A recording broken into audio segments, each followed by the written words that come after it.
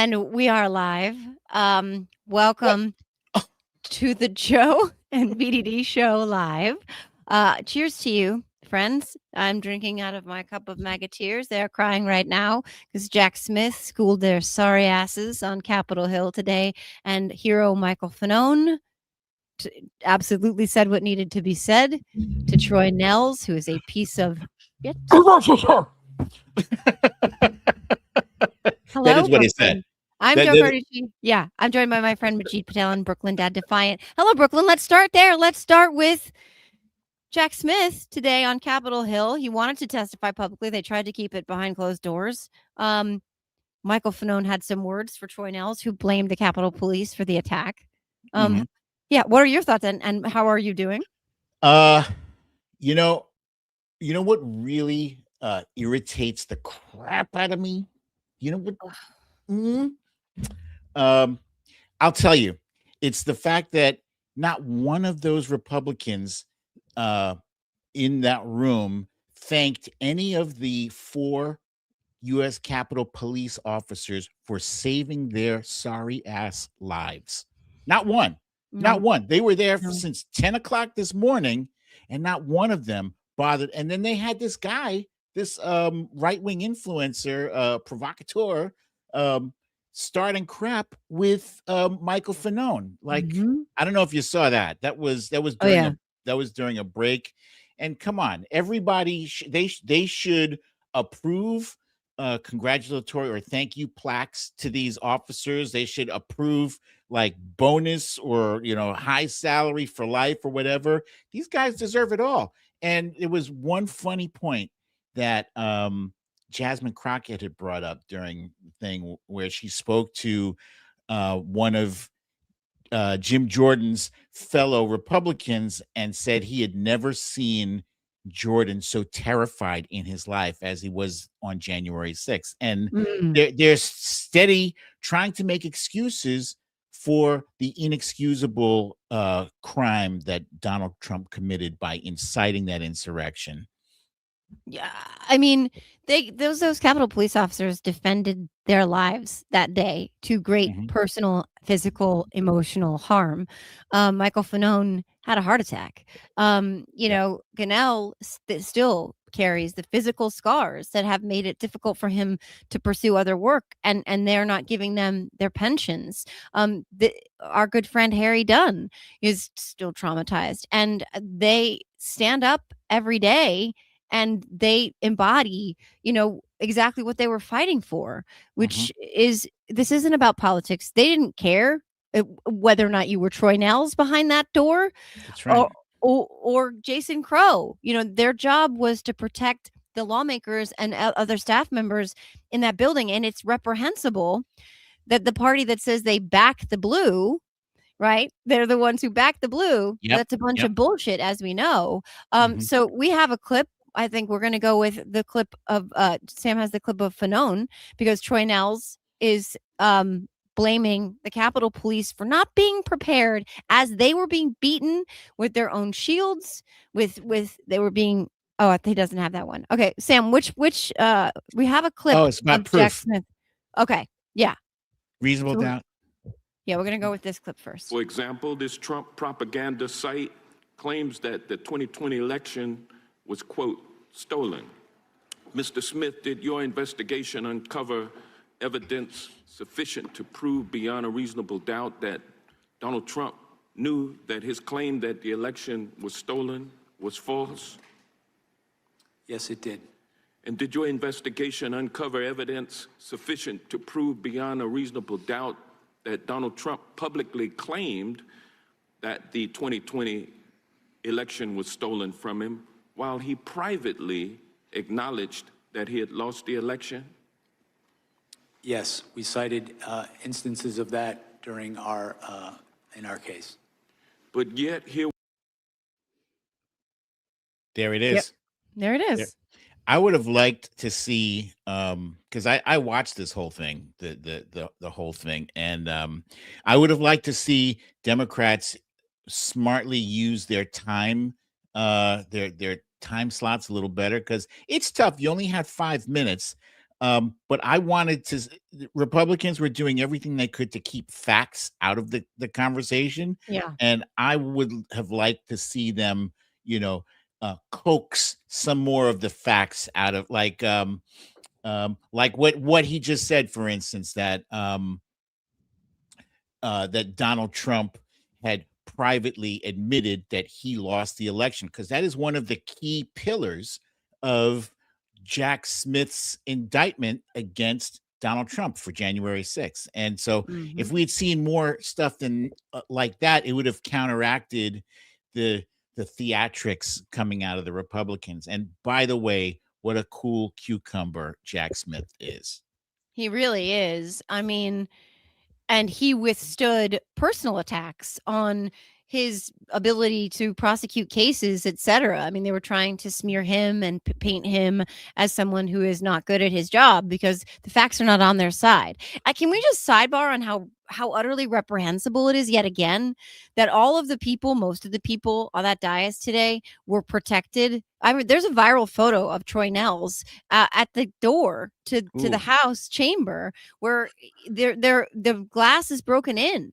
And he looks scared out of his mind, but he is bracing for an attack that he will also tell you in the next breath was peaceful and patriotic and the fault of the Capitol police officers. They were also saying that it was Nancy Pelosi's fault for not calling in the National Guard, which is bullshit. It's the president of the United States who does that, as we've seen, because he just deployed them all over this country, including on Washington D.C. streets. To collect garbage and to do landscaping. Yeah. So because he wanted, and I quote, he wanted to be able to walk down the middle of the street to go to a restaurant with his lover. First of all, tell me you've never lived one moment in a real human being's shoes without telling me. First, you're using the word lover, which I'm pretty sure retired when Three's Company went off the air. But secondly, you know what I love more than anything, Brooklyn? I go to New York City and I get to walk right down the middle of the street to go get dinner. That's safety right there. Come on, man. It's garbage. Break. Yeah. But then again, this is a motherfucker who doesn't exactly have much use for lucid facts. We just saw him yesterday in front of the world at Davos, which is so embarrassing. It's just a parade of embarrassing. He's confusing Greenland, which is a whole nother conversation part of this, with Iceland, referred to Greenland as Iceland in front of all of us who have eyes and ears, referred to Greenland as Iceland over and over and over again. Sam, can you play that clip? That they'd be there for us.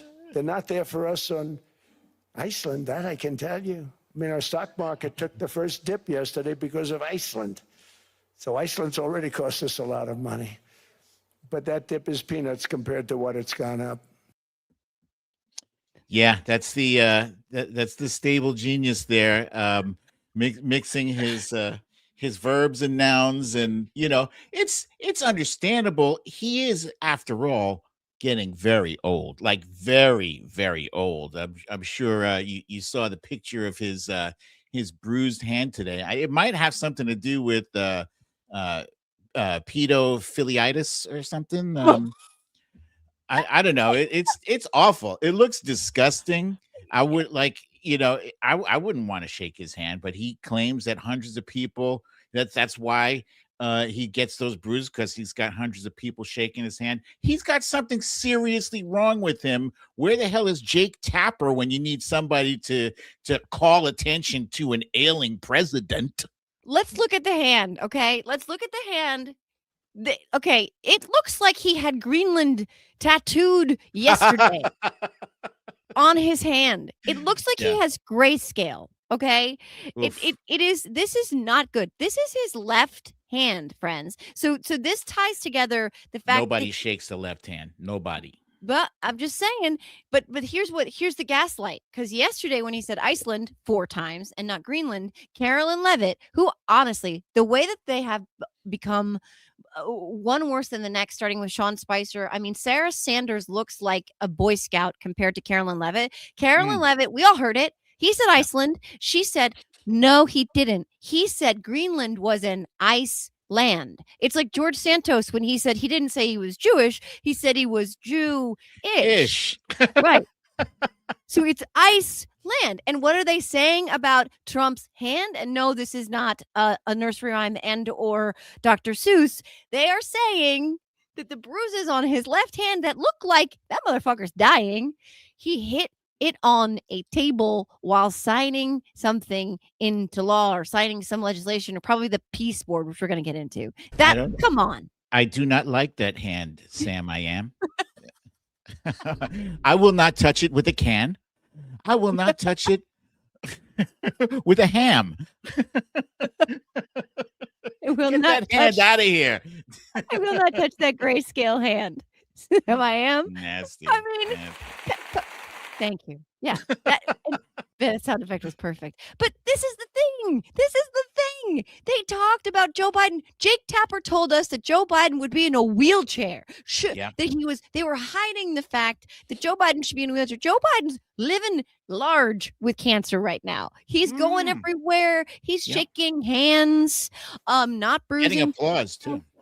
Yes, and deservedly. But Donald Trump looks like he's being embalmed actively from the inside out as we speak, and he is increasingly looking like an Oompa Loompa on a walk of shame at 7 a.m. with yesterday's makeup on. Like they tell you, blend. Like this hand is the morgue, and this face is the corpse in the coffin. It's bad. It's so bad. The amount of times that he falls asleep, that he confuses one person with another person, that he confuses Greenland with Iceland. They're two very different places and two very different countries.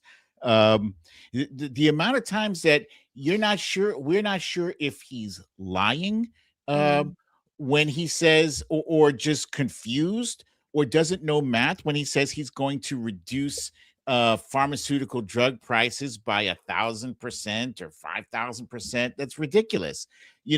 All of these things are tied to his cognitive, which, by the way, if you are still claiming that you won the 2020 election when you clearly did not, and you're bragging about it to a room full of world leaders who all know better, if you're still bragging that you won, that you aced a test that is meant to tell if you have dementia, there's something wrong. There's something clearly wrong. I cannot believe, I mean, yes, I can, because we're all living on the inside of this perpetual hangry, dirty diaper toddler's tantrum.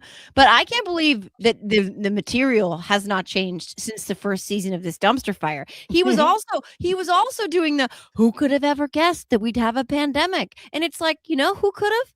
Barack Obama and his entire administration, who put in place a pandemic prevention office that you gutted. That's who could have guessed. That's like, it's absolutely insane. And this is another thing. Like, he talks about how we need Greenland for our national security. Everyone, to a person, has said that he has made our country so much less safe. Everything from misusing our troops and wearing down their readiness, to using a huge chunk of our Navy, deploying them into the Caribbean, to using our National Guard on our streets to, clean graffiti and pick up garbage, to gutting the NSA, to using our JAG officers for his personal retribution tour, to what they're doing across the world in terms of creating new ISIS and new Hezbollah and new Al-Qaeda everywhere, because we are decimating, whole generations of people, to what he's doing on our own streets. We are increasingly less safe. So they can say that they're protecting our borders, but they're creating a tinderbox to us, leaving USAID and all of those people who've been abandoned and have died. We are far less safe. And all of these, it's a gaslighting, but it's just like the world is looking at us now. And it is, I feel like, very different now, because he used to be just a laughingstock. And now they're like, he's a laughingstock, but he's also our enemy. Yeah. And it's sad when I look on Twitter and I see a video, I'm scrolling and I find a video where the national anthem is being played in like England or in Australia, and people boo that. And normally my normal reaction should be outrage. I'm an American. I love America, right? I love I love the potential. Excuse me. Let me revise that. I love the potential that America has to be a great place. I don't love what Donald Trump has done to it. I don't love the energy that he has. I don't love what he's done to our image around the world, so that like people are booing us for crying out loud. So now when I see that booing, I'm like, fuck yeah, you know what? That's we deserve that. We absolutely deserve that. So why am I happy with our national anthem being booed? It's because I don't like the person in charge, what he has done to it. I don't like the chaos that he has caused, and he's just using the chaos as a cover for or a distraction from the Epstein files, which he desperately wants to get away from. And by the way, he's over a month overdue in submitting millions of Epstein files. He's only produced, they think, somewhere in the neighborhood of 1% of them, and it's 34 days since the deadline that he is congressionally legally binded to release. And that's a question that I think should be asked every single day. I've so many problems with where I feel like legacy media is not meeting this moment. Not asking about his health every minute of the day is one of them, because they're not getting answers. I'm sorry, but he hit a table and or he shakes too many hands. I want to say this real fast about the national anthem. I would like the rest of the world to know that we do not want this. This does not represent us. He does not represent us. The promise of America is antithetical to everything that he embodies. I don't understand how anybody in this country could have returned this creature to the office he violently tried to steal. He's a destroyer of all things, including the United States, our institutions, and democracy itself. So when I hear the national anthem and I see our flag, I want to recapture both that he's co-opted, because that breaks my heart, because I know that he is the worst of us, not the best of us. But some of the things that he said at Davos were not surprising, but also some of the things that happened. Sam's got a clip, I think, Brooklyn, you sent him, of him saying, sometimes you need a dictator. Oh my You saw God. this clip. Yeah. Good speech. We got great reviews. I can't believe it. We got good reviews in that speech. Usually they say he's a horrible dictator type person. I'm a dictator. But sometimes you need a dictator. Alex, let's go with things a dictator says for 1,000. Yeah, I mean, they criticized us. The right criticized us for our No King's Day marches. You're saying that he's a king and he's a dictator. Yeah, that is exactly what he doesn't like oversight. He doesn't like being criticized or checked. He wields his power like a petulant 3-year-old. And he looks to silence his enemies and his critics through intimidation and strong arm tactics. If it looks like a dictator and acts like a dictator, guess what? It's a dictator. Yeah. And enriching himself and his friends and his spawn all at the same time, while sending his agriculture secretary out there to tell us how many thousands of tests they've run on our tax dime, by the way, to make sure that they have found the perfect $3 meal. The perfect $3 meal is a piece of chicken, a piece of broccoli, a single tortilla, and one other thing. Yeah. And Brooke Rollins has been running thousands of tests so that we can stretch $15 to feed ourselves sensibly. But while Donald Trump, we know this at least, enriched himself $1.4 billion since the start. I think it's more. It's got to be. It's got to be. Yeah. I mean, who knows what's going on with all that Venezuelan oil? Because it went into Qatari accounts where his friends' companies were involved in the sale. Look at what they... Friggin' Slenderman eunuch Jared Kushner goes out there. Jared can't get a security clearance. Beard for Ivanka Kushner. The guy literally gives me the chills. He goes out there and he's got a plan for new Gaza and new Rafah, which he's also got a $2 billion Saudi paycheck sitting in his bank account that nobody knows why exactly. And yet they're going to pave over Gaza and displace the Palestinians so that they can turn it into Mar-a-Lago or Long Branch, New Jersey. And it's just, this is so dictatory, dystopian. If it looks like a dictator and it walks like a dictator and it talks like a dictator, it's a dictator, and he says it out loud all the time. Can we talk a little bit about that Board of Peace thing that he's proposed? So I'm sure our audience knows, and if you guys don't, there's this thing, the Board of Peace, that he's come up with, which I guess he imagines that it would replace the UN, because God knows that that Vladimir Putin, his boss, isn't terribly fond of the UN, nor is he fond of NATO. And if he were to continue going down that street with the Greenland talk, NATO might have been dissolved. But the Board of Peace is something that he is charging people, countries, $1 billion to become a member of. Nobody knows what's going to happen to those $1 billion, which I guess to a country, $1 billion is nothing. It's nothing to talk about. But to him, if he has free reign of control of that money, I guess that's just in his pocket now, right? And they're supposed to be talking about discussing how they're going to rebuild, correct me if I'm wrong, rebuild Gaza after it's been completely obliterated by Israel. I don't know if they discussed any other initiatives or goals for this thing. Not explicitly, but he's done that dangle test balloon carrot thing where he's talked about other South American countries, and other people in the regime have talked about other South American countries. So I wouldn't sleep on that. But if you remember going back in time to, I don't even know if he was in office yet, he posted that bizarre AI video of what the future of Gaza would look like. And it was weird because it had like bearded women in like belly dancer things. You remember? And everybody's like, there's bearded women in this thing. But it was like his vision of the Gaza Strip, which looked like, Dubai meets Las Vegas meets Atlantic City meets Mar-a-Lago. It was bizarre. But that is he always says the quiet part out loud, and he's always admitting everything because he has no impulse control. But that's the thing. And the thing is, it's such blatant grift because they're going to redevelop this place that has been decimated by genocide, and they're going to be the ones profiting, and they're going to include the people in the profit that they want to include in the profit. And I just want to read some of the names of who's on this, and it's like the board of bad guys and bullies. You called it a mob. What'd you call it? A mafia racket?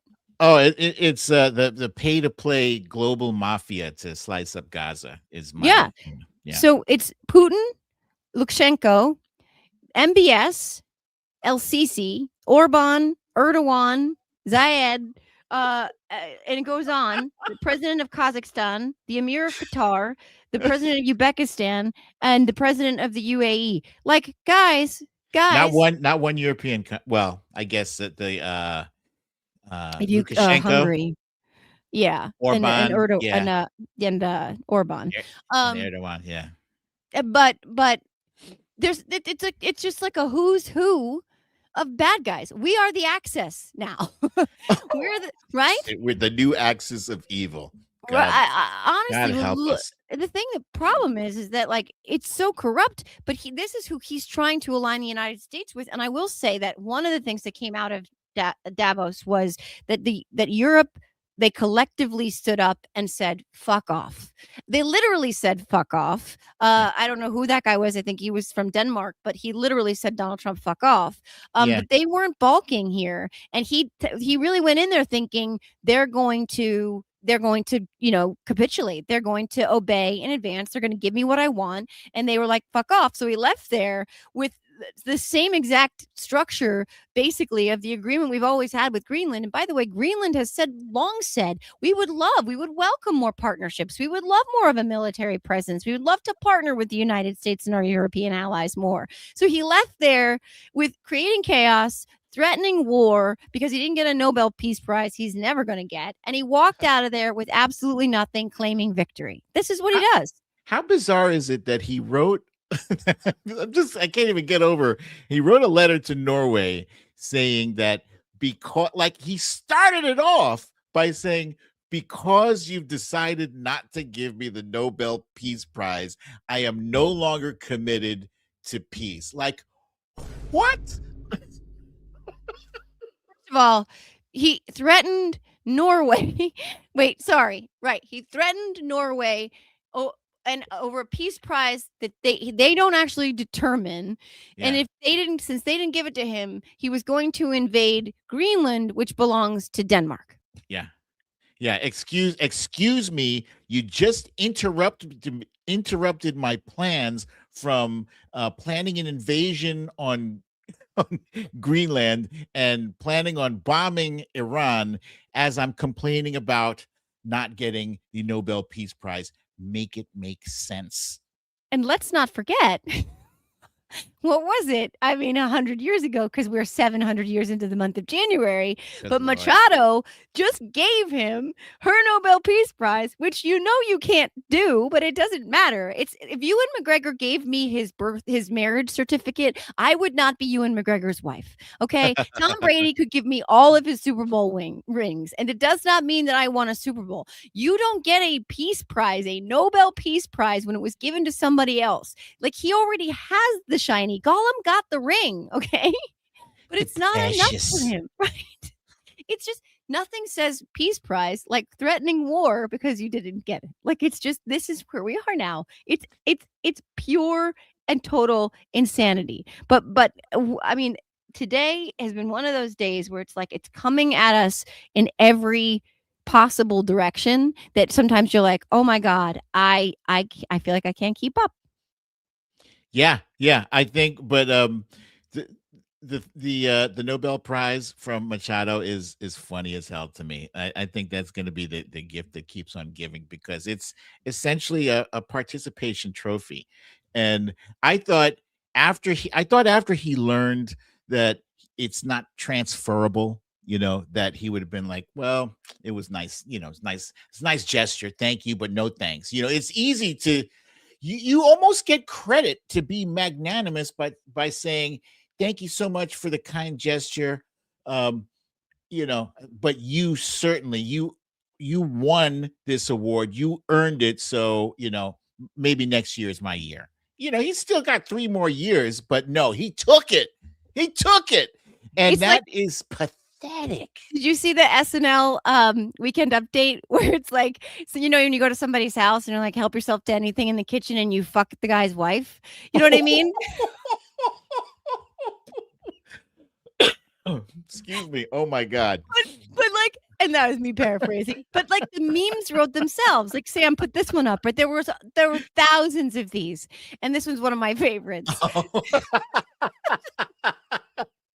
There's one of Milli Vanilli giving him their Grammy. There's one of Susan Lucci giving him her Emmy.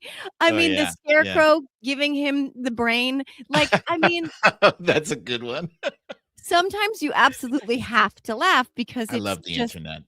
I love the internet is unrivaled, and Twitter is look, you and I are Twitter creatures, and it's still down and dirty. Yeah. Up next, we're getting Scotland, Neverland, Wakanda. Yeah, the Death Star, Noah's Ark, and play. Yes, thank you for. I mean, it's like, it's the thing about it is it's crazy, and it seems like it's insane, but we are all trapped on the inside of this insanity. Yeah. So half the time it feels like we're on a really scary roller coaster ride, and you're looking ahead and you can see the track like completely broken, and you're like, holy cow.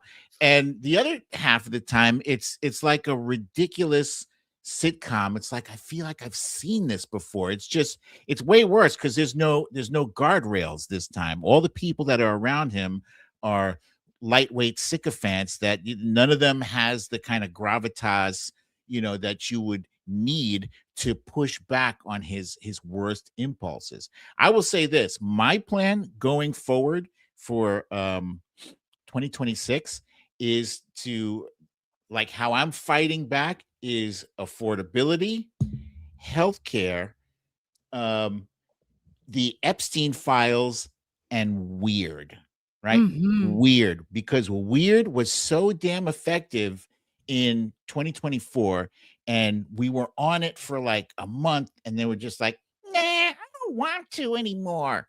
So we absolutely should get back to that, because weird, for some reason, as simple as weird was, man, it was as effective as a wooden stake on a vampire. Yeah.